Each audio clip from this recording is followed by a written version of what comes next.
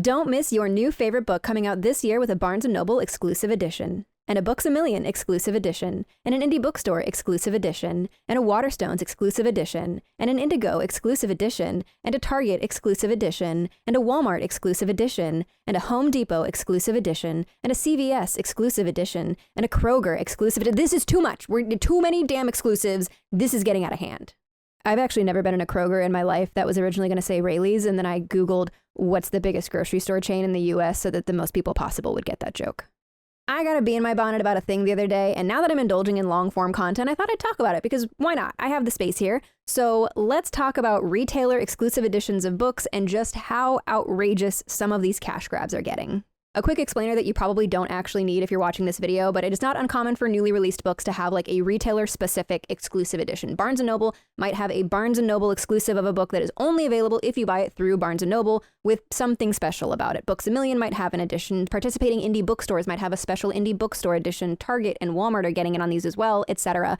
And something has to set that version apart in order to incentivize consumers to buy one version over another, or to buy multiple of them, but we'll talk about that later. So I want to talk about those some things, the things that publishers are doing to distinguish these exclusives that are sometimes fun, sometimes stupid, and sometimes blatant cash grabs that are downright insulting to fans. And to not be a total downer, some that I think are actually very fun and cool. This is a side thought that didn't really fit neatly into anywhere in this video, so it's just gonna go right here, but this feels a lot like the really stupid video game pre-order exclusives that you get that are also very cash grabby and range from being like dumb and useless to actually too useful and creating a problem when people start the game and you have people that have advantages over other people who didn't pre-order. Anyway, not important, but similar concept I'm feeling about that. But to stay on topic and get back to books, I think I want to talk about these in 3 different groups, moving from the least to the most egregious cash grabs. So let's talk about some of these retailer exclusive editions we've been seeing over the last handful of years. Now, I know all of about 3 seconds ago, I just said we're going to do 3 different groups, but it's actually going to be in 2 categories, and then we're going to subcategorize one of those categories into 2 sections, and so that's how we get 3 groups. But anyway, the 2 main categories that I see of exclusive retailer editions are cosmetic exclusives and content exclusives. So cosmetics, honestly, I'm actually fine with cosmetic exclusive editions. I think they're fine. They're usually just like a different colorway of the same cover or like some included artwork, something on the naked hard case. I think these are fine. Like, whatever, capitalism gonna capitalism. At the end of the day, everybody is getting the same book with the same content, and you are getting something tangible for making that choice of one over the other. Like if I said I like the yellow version of this more than the green version, or the blue version more than the black version, like on the face of it, on the consumer end, I really don't think this is that harmful. 3 days later. So as it turns out, it ended up being pretty cosmically funny that I decided to throw up Onyx Storm's Target exclusive as like the Target example in like very quickly in there, because not, I don't know, 2 hours after I finally finished editing this video, got it posted to early access for my Bindery subscribers, everything was like set to go, we started hearing rumblings about this Target edition of Onyx Storm by Rebecca Yarros. This is the 3rd book in the Fourth Wing trilogy, so just the most astronomically, popular thing that we're going to see in a minute. So yes, this is the Target exclusive edition, and this is a really great example of how these cosmetic exclusives can also be like shady and cash grabby and really low and lazy. And of course it came from Red Tower. Of course it came from my publishing nemesis, Red Tower, who will always find the cheapest, the fastest, the laziest way to do anything in publishing. So here's the deal with this one. The Target exclusive edition of Onyx Storm boasted a few different things. It has a full color map, it has a ribbon bookmark, it's got like special sprayed edges, and it includes within it some like illustrations. There's like 5 or 6 illustrations in the book. So you have like an illustrated book. It also costs more. This is a special edition book. This is a deluxe book at a deluxe price. If you're getting this, it's also extremely limited. I really want to hit home how extremely limited this edition is. Like it crashed the Target website when people were trying to order it. People were waiting overnight in freezing temperatures to try and get this. There's tons and tons of videos you can find online of people like getting to Target right when they open and like racing to get this book or not being able to find one. Like they're all gone immediately. It was extremely limited. And so you've created this sort of scarcity. You've got this like very limited deluxe special edition. And as it turns out, in that deluxe edition of this book that you're paying for with the illustrations in your book, the illustrations are actually not for this book. They are stock images. They're all stock images. Yeah, Red Tower could not be bothered to like hire an artist for their biggest cash cow. I literally cannot express to you how much money Red Tower makes off of this series. It has sold millions of copies. I believe Red Tower has said that they printed 2 million copies for the first run of Onyx Storm. They are making an astronomical amount of money on these books. They couldn't even be bothered for all that gajillion dollars they've made off of these, for all that they're charging people more money for this edition. They couldn't actually be bothered to hire an artist and like get art made for this. They're just like, let me go ahead and grab some generic fantasy art online that has already been used in many other products, because people immediately started noticing like, hey, I've seen this before on like Magic the Gathering game mats and D&D magazines and D&D art books. Like these are like recognizable other things. I don't know. This was stupid. Classic Red Tower, always finding the fastest, cheapest, laziest way to do anything in publishing. This is a great place for me to plug this article from the New Yorker. It is about the copyright infringement lawsuit against Tracy Wolf and Entangled. Entangled owns Red Tower. It has a really great rundown of some of the insane publishing practices at Entangled that really get into just how much they prioritize speed and quantity over everything else, over quality of writing or quality of product. Anyway, that's a thing that happened like as I was getting ready to put this video out on Friday. So it seemed weird to like not have that in here when I'm talking about this epidemic of retailer exclusives. Anyway, here's the rest of the video that I recorded well before any of this happened. I would also assume, like heavy on the assume, that this is the more expensive way to do an exclusive. The extra cost of printing a different cover or a different hard case at like a much smaller, more limited print run is probably not insignificantly more expensive than doing something like everything is the same, we're just printing a separate run that has a handful of extra pages of content. So let's talk about that content that might be in these exclusive editions. And a quick note before we get into this section is this really isn't something that I fault authors for all that much. This is very much something that to me reads as like publisher greed. Like a publisher probably approaches the author and is like, hey, we got deals with X, Y, or Z retailers, so go ahead and give us something to put in there. And the author suddenly finds himself needing to come up with like exclusive content for, I don't know, another 1 to 3 different exclusive editions of their book. Now, in thinking about this, I broke content exclusives down into 2 further groups, which are non-book related content and book related content. That's going to be your like bonus chapters of the book and things like that. Non-book related bonus content, I'm not gonna lie, it's pretty stupid some of the time. And not to dunk on an author whose works I generally love, but Ali Hazelwood's books from Berkeley are becoming kind of notorious to me for this. Like the Barnes & Noble exclusive edition of Love Theoretically boasted the exclusive content of an essay talking about which Taylor Swift songs go with each chapter. What are we doing here? What are we doing here? And while she fully admits herself that this is entirely self-indulgent, the Indigo exclusive edition of her book Not in Love contained the exclusive bonus essay entitled A Comprehensive List of All the Pets I've Written in My Books Ordered from the Least to Most Likely to Take Over the Galaxy. Allie's own comment on the Indigo exclusive was that it, quote, contains the most self-indulgent thing I've ever written. You guys, I've written thousands of words of double sea serpent smut on a website named AO3, and it still wasn't as self-indulgent as this. So, like, I get that it's a silly little thing, but it's so godforsakenly unnecessary, and for a retailer exclusive, truly scraping the bottom of the barrel here. I'm sorry, that's a Tumblr post. Why are we putting a blog post at the end of a book and calling it retailer exclusive bonus content? What are we doing here? What are we doing? To interject myself here into my own personal opinion, even more so than like everything else here is personal. You know what? Can you tell I'm coming from TikTok because I feel the constant need to reiterate that something is my own personal opinion despite the fact that it is implied that it's my own personal opinion and all of this is fucking subjective? Ugh, I'm trying to get out of that habit, I swear. All right, let's try that again.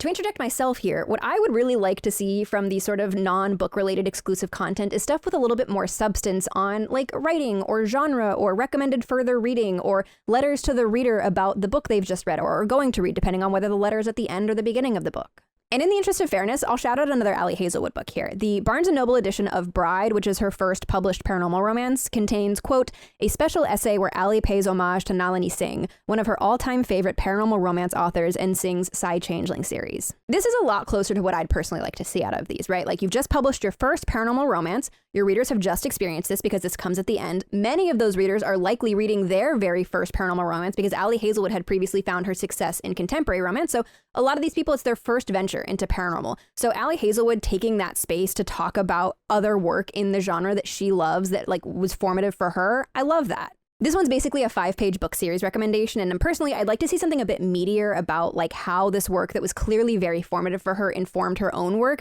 But like, this is much closer to something that I'd like to see than like Taylor Swift song pairings and playlists and whatever else we're getting in a lot of these. Editing Emma, checking in from the future. So at the time that I recorded this, the Barnes & Noble edition we just talked about was the one that I remembered off the top of my head, which is why I talked about it here. And there were actually other exclusive editions of Bride that had other content that I also think were very interesting. So for example, the Target edition of Bride included a thought experiment on what would happen if the two characters' situations were reversed. There was a Walmart exclusive edition that included, quote, an essay on monster fucking fan fiction and the wonders of knots for my AO3 girlies. Again, another one of those where like fan fiction is clearly something that was very formative for her. It's where she started writing, like this kind of stuff. These sort of essays, these thoughts, these things that feel like they have like more substance to them is what I'm interested in seeing out of these, you know, exclusive content. There is also a Books A Million edition that includes a soundtrack for it's a playlist. It includes a playlist. So there is still that. But yeah, there are other ones happening, and there's definitely a conversation that we will get to later in this video about the fact that this book got 5 different editions if you include the hardcover, but we'll come to that later. So there's the non-book related exclusive content, right? Your author essays, your interviews, what have you.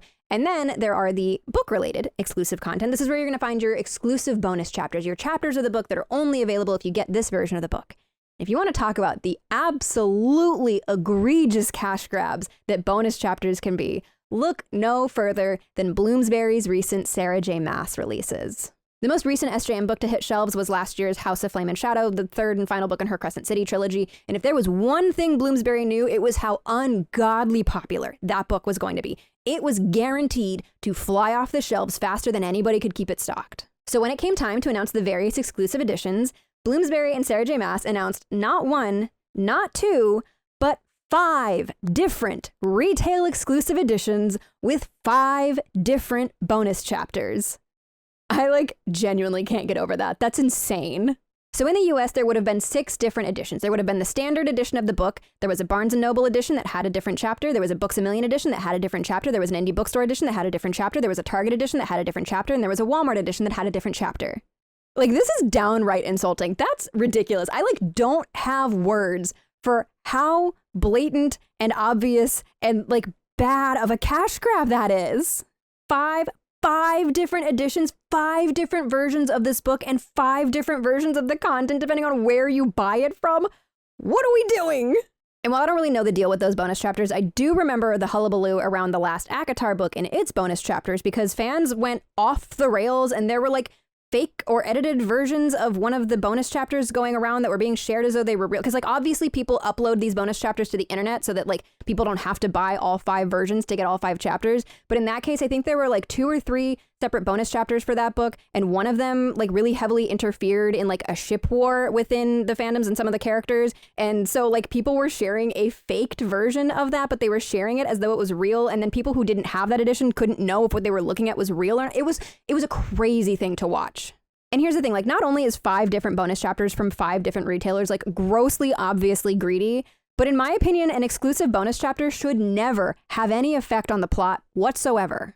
I do think people will try to sleuth out meaning in a speck of dust if SJM sneezes, but what do you mean the paywalled bonus chapters had people rethinking and re-theorizing actual ongoing plots and character relations? What?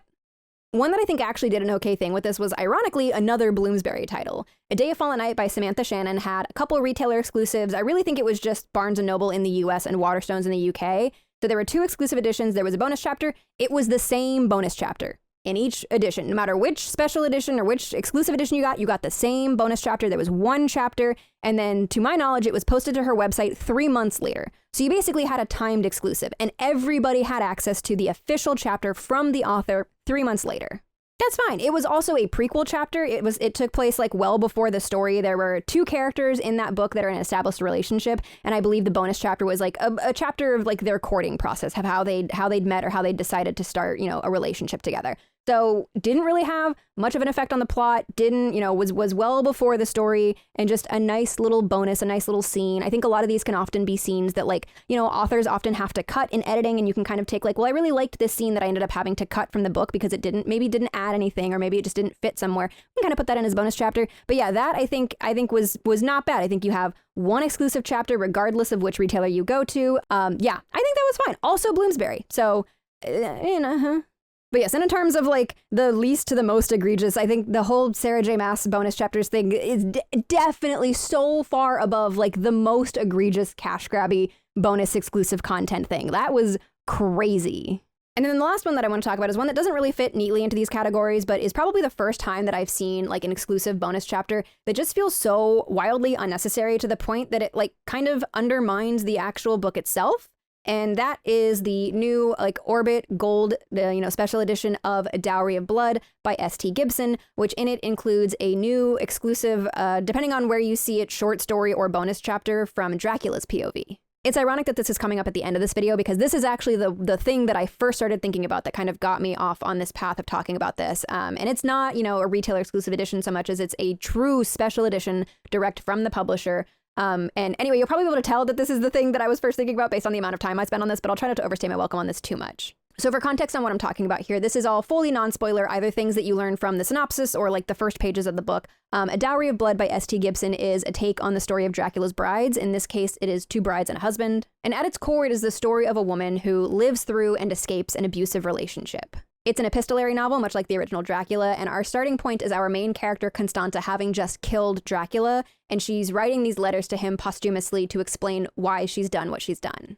I adore this book. This book means so much to me. I think it's such an interesting narrative. I think it was something different and risky within the genre at the time. It was first published with a small independent press called Nyx Publishing, which is when this beautiful edition came out. It found great acclaim, which it absolutely should have. Orbit picked it up for traditional publication, which is when this version came out. And one of the most important things about this book, one of the most strongest, most central themes of this book is that Dracula has no voice. The name Dracula, the name of Constanta's abuser, does not appear one single time in the text. We, the reader, only know that it's Dracula because it says so in the synopsis, and it's like the general wrappings of the story of Dracula's brides, but it is very intentional that he is nameless in this because it's not his story, it's hers. There's a paragraph in the early pages of this book that really hits this home for me that I think about this passage all the time and like the importance of why he doesn't have a name. So on page 21, it says, "You did not let me keep my name, so I will strip you of yours. In this world, you are what I say you are, and I say you are a ghost, a long night's fever dream that I have finally woken up from. I say you are the smoke wisp memory of a flame, thawing ice, suffering under an early spring sun, a chalk ledger of debts being wiped clean. I say you do not have a name." I think about that passage all the time. I really just, oof. So in the face of that, why are we getting an Orbit Gold special edition with a Dracula POV bonus chapter and like marketing and promoting it like yay, yay, yay, Dracula bonus chapter? Does that not necessarily undermine one of like the strongest, most important things about this book? Dracula doesn't have a voice in this, or rather the only voice that he has is the one that Constanta gives him through her own telling of her own story. I don't know. I've been ruminating on this one since it was first announced like over a month ago, and maybe it's just because it feels so personal to me that I'm kind of, taking this too hard, or I don't know. This really just feels like file under wildly unnecessary, flashly exclusive bonus content to sell yet another exclusive edition. Just doesn't feel right to the themes of this book. And, important to note here, I haven't read it. Nobody's read it. This edition is not out yet, but the entire exercise here just feels unnecessary. I have no doubt that S.T. Gibson has written something beautiful here, but bringing Dracula's voice into this just feels like it undermines what this book was, and I don't know. Editing Emma from the future coming in here just to say, I know I already said this, but I do want to reiterate again that I haven't read this chapter, right? I could end up totally eating my words on this one. Who really knows? But this is just how I'm feeling about it on a broad level.